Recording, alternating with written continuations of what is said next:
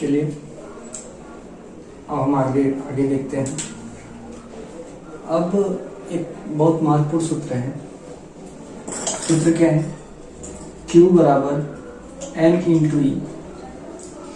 अब हमको इस सूत्र को जानना है, ये सूत्र यूज कहाँ किया जाता है। तो इस सूत्र का प्रयोग जब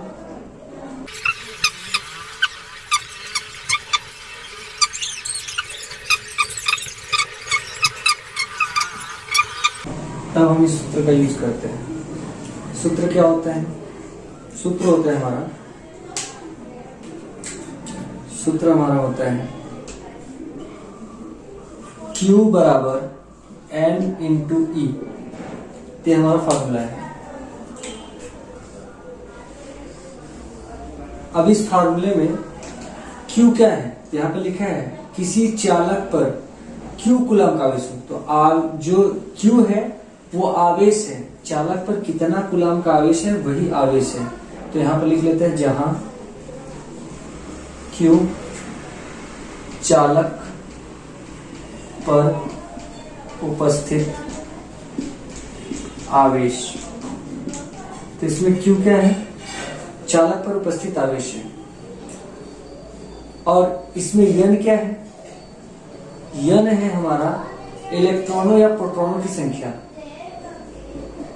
इलेक्ट्रॉनों यानी कि इलेक्ट्रॉनों या प्रोटॉनों की संख्या किसमें? चालक में। इलेक्ट्रॉनों या प्रोटॉनों की संख्या। और इसमें E क्या है? E है इलेक्ट्रॉन का आवेश। इलेक्ट्रॉन का आवेश।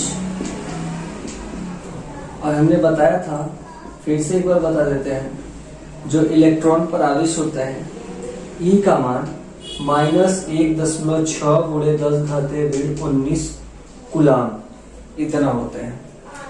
तो अगर किसी चालक पर उपस्थित आवेश दे करके पूछे उस चालक में कितने इलेक्ट्रॉन हैं या कितने प्रोटॉन हैं, तो इसी सूत्र को हम इस प्रकार से लिख सकते हैं।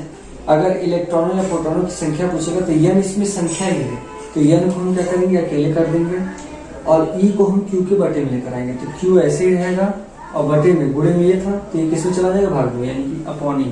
तो इस प्रकार से सूत्र बना करके हम इसको हल कर सकते हैं।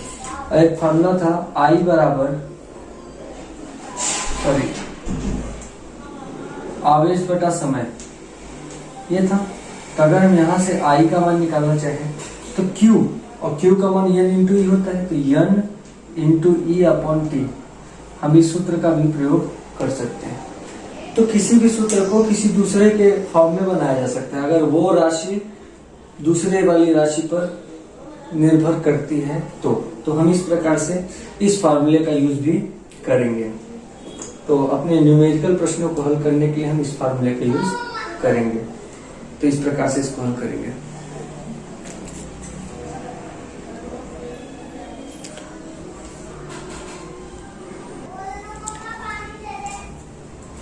अब इस पर आधारित एक प्रश्न जो परीक्षा में हमेशा पूछा जाता है, तो 1 नंबर का प्रश्न होता है या सवाल के रूप में देगा तो 2-4 नंबर का दे सकता है। तो हमारा क्वेश्चन रहेगा एक कूलम। तो ये हमारा क्वेश्चन है। कह रहा है कि 1 कूलम आवेश में इलेक्ट्रॉनों की संख्या कितनी होती है ये बताइए। तो इसको हल करने के लिए हमको सूत्र अच्छे से पता होना चाहिए। Q बराबर होता है N इंटू ई। अब सूत्र ही नहीं, सूत्र में जितनी भी राशियां हैं सभी राशियों का अच्छे से ज्ञान होना चाहिए कि कौन सी राशि किसके लिए यूज होती है। जैसे Q जो है, अगर Q को देखें तो Q क्या है? चालक पर आवेश, तो यानी कि आवेश है।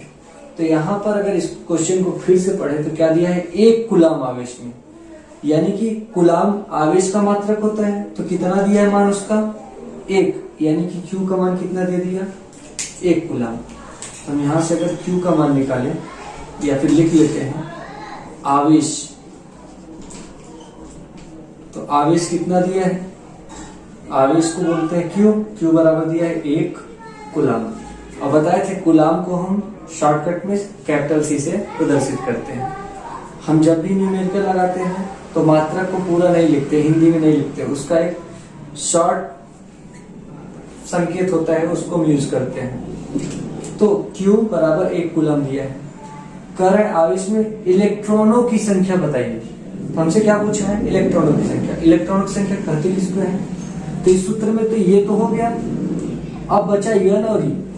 यन जो होता है इलेक्ट्रॉनों या प्रोटॉनों की संख्या होती है। तो यन का मान मतलब या तो इलेक्ट्रॉनों की संख्या को भी यन कहेंगे या तो प्रोटॉन की संख्या हो तो भी उसको यन ही कहेंगे।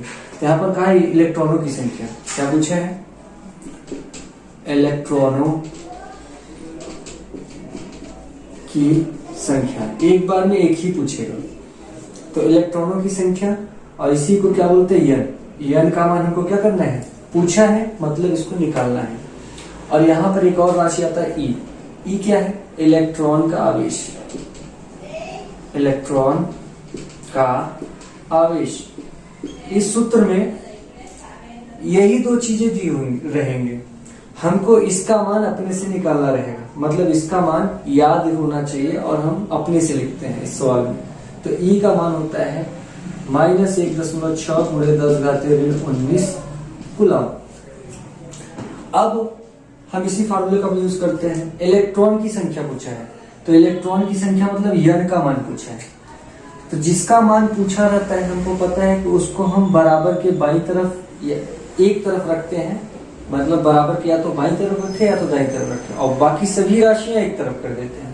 तो यहां से अगर यन का मान निकाले तो क्यू दिया है, यन का मान निकालना है तो ई इसके साथ नहीं आना चाहिए। जिसका मान निकाला रहता है उसको बिल्कुल अकेले कर देते हैं। तो यहाँ पर यन को अगर ई के साथ देखें तो गुणे में है, और गुणे में अगर कोई राशि रहती है और उसको एक पक्ष से दूसरे पक्ष में लेकर जाते हैं तो गुणे में रहता है तो किस में चला जाता है? भाग में। नियम ये होता है अगर प्लस में रहता है तो पक्षांतर करने पर माइनस में हो जाता है, अगर माइनस में रहेगा तो किस में हो जाएगा? प्लस में। ऐसे ही गुणे में रहेगा तो अगर हम पक्षांतर करते हैं तो किस में हो जाएगा? भाग में, और भाग में रहेगा तो गुणे में। यानी कि कोई भी राशि अगर प्लस में एक पक्ष से दूसरे पक्ष में ले जाया जा रहा है तो प्लस रहेगा तो माइनस हो जाएगा, और माइनस रहेगा तो प्लस। ऐसे ही गुणा रहेगा तो भाग बन जाएगा, भाग रहेगा तो गुणा। तो यहाँ पर देखें तो यहाँ पर गुणा है। जब हम ई को उठा करके दूसरे पक्ष में लेकर जाएंगे तो क्यू जो गुणा है वो किस में बदल जाएगा? भाग में, और ई इसके नीचे लिखा जाएगा। अब बराबर में जो राशियां होती चाहे उसको पहले लिखे चाहे उसको बाद में लिखे, मान तो बदलेगा नहीं। ए बराबर बी लिखें या बी बराबर ए लिखें, बात तो वही है। तो हम या अगर चाहे तो इसको हम लिख सकते हैं यन बराबर Q/E। तो हम इसी फार्मूले का प्रयोग करते हैं डायरेक्ट, हमको बनाना नहीं पड़ेगा। चूंकि n बराबर होता है, इससे लिख देते हैं चूंकि स्मॉल n बराबर Q/E होता है। तो अगर हम यहां से मान देखें यन का मान निकालना है तो इसको ऐसे ही रखेंगे। क्यू का मान कितना दिया है? 1 कूलम दिया है तो हम 1 लिखेंगे बटा के। मात्रक नहीं लगाते हैं, मात्रक लगाने से क्या होता है कि झंझट बढ़ जाता है, काटने पीटने का रहता है। तो ऐसा हम क्या करेंगे, न्यूमेरिकल में बस इस राशि का मात्रक याद करके रखते हैं जिसका मान निकालते हैं, और बाकी सब वैसे ही रखते हैं। मात्रक हमको नहीं लेना है, केवल आंकिक मान लेना है। तो हम इसमें 1 ले लिए। अब आता है ई, और ई का मान कितना दिया है? 1.6। इसमें हम चिन्ह ले भी सकते हैं और नहीं भी ले सकते हैं, ठीक है, क्योंकि संख्या जो है वो ऋणात्मक नहीं होती है तो उसको हमको माइनस लेने की जरूरत नहीं है। तो हम क्या करेंगे 1.6 × 10⁻⁻19 ले लेंगे।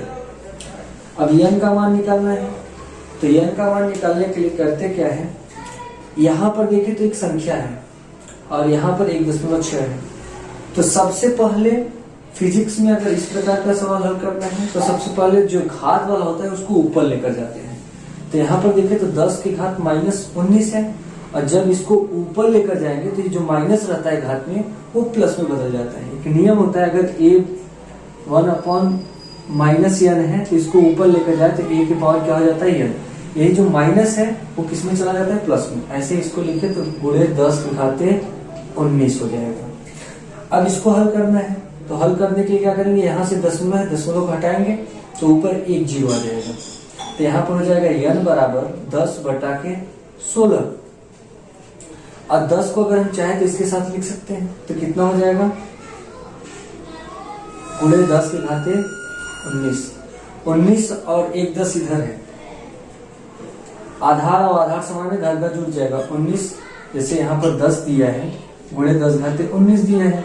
10 मतलब घाते, और एक नियम हमने पढ़ा है कि a के पावर m गुणे a के पावर n।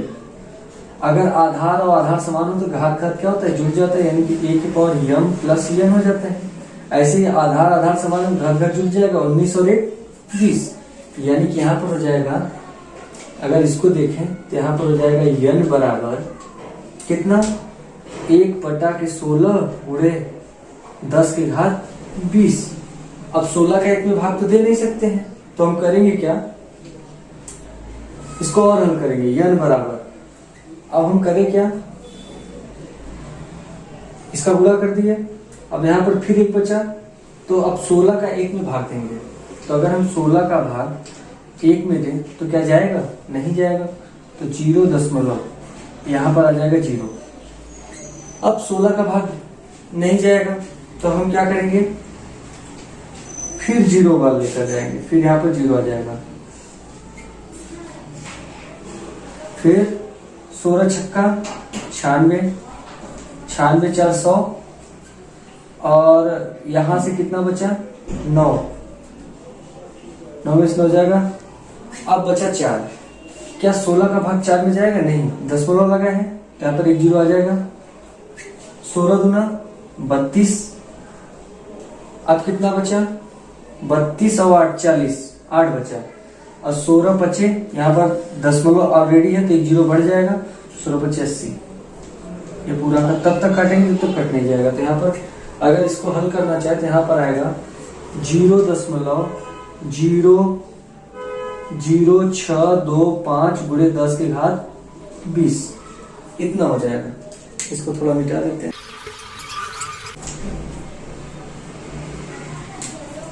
अब हम आगे देखते हैं n बराबर, एक नियम होता है, उस नियम को जान लेते हैं। इसके बाद अगर कहीं पर भी दशमलव दिया है, जैसे 0.65 कुछ दूसरा लिखते हैं, 0.6279 इस प्रकार से दिया है।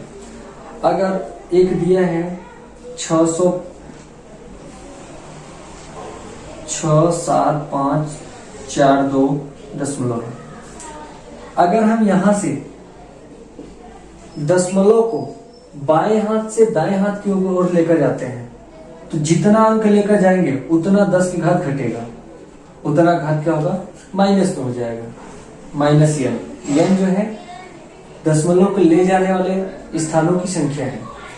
ऐसे ही एक नियम होता है, अगर हम दशमलव को इधर बाएं से दाएं हाथ की तरफ लेकर गए तो माइनस में बढ़ेगा घात, अगर हम दाएं से बाएं हाथ की ओर लेकर जाएंगे तो वही घात प्लस में बढ़ेगा। ये नियम होता है।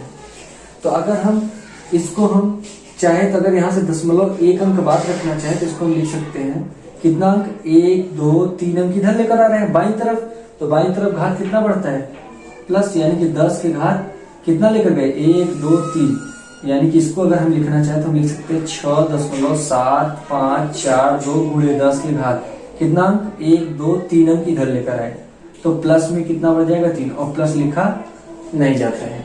ऐसे ही अगर इसको हम चाहें तो 1 अंक बाद हमेशा दशमलव लगता है, ये नियम होता है फिजिक्स का। तो हम क्या करेंगे, हमेशा जो ऐसी संख्या लेंगे, अब यहाँ पर भी 1 अंक बाद लगा है लेकिन 0 को अंक नहीं, हम क्या करेंगे, हम ऐसी संख्या लेंगे जो अशून्य हो। अशून्य का मतलब 1 के बाद दशमलव लगा सकते हैं, 2 3 4 5 6 7 8 9, यानी कि 1 से लेकर के 9 तक अगर कोई संख्या है तो उसके बाद दशमलव लगा सकते हैं। 0 के पहले दशमलव नहीं लगता है। तो हम क्या करेंगे, इसको पहले इस प्रकार से बनाएंगे। तो इसको हम 1 अंक क्या करेंगे, अगर इधर लेकर आते हैं तो यहाँ पर इसको लिख सकते हैं 6.279 गुणे 10 के घात कितना, 1 अंक लेकर गए तो 10 की घात 1 अंक बढ़ेगा।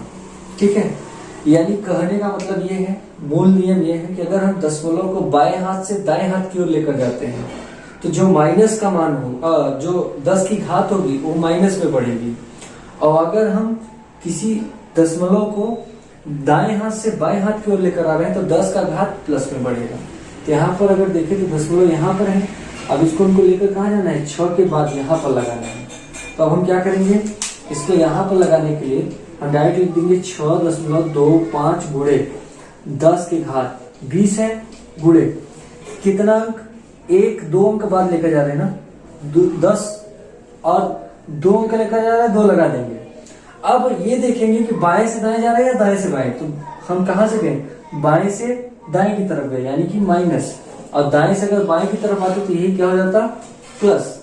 तो यहाँ पर हम क्या करेंगे, n बराबर लिखेंगे 6.25 गुणे 10 की घात। अब यहाँ पर अगर देखें तो एक नियम आ रहा है, a की पावर m गुणे a की पावर n। तो यहाँ पर 10 की घात 20 है, गुणे 10 की घात कितना है, -2। अगर आधार और आधार समान हो तो घात घात क्या होता है, जुड़ जाता है, यानी कि a की पावर m प्लस n हो जाता है।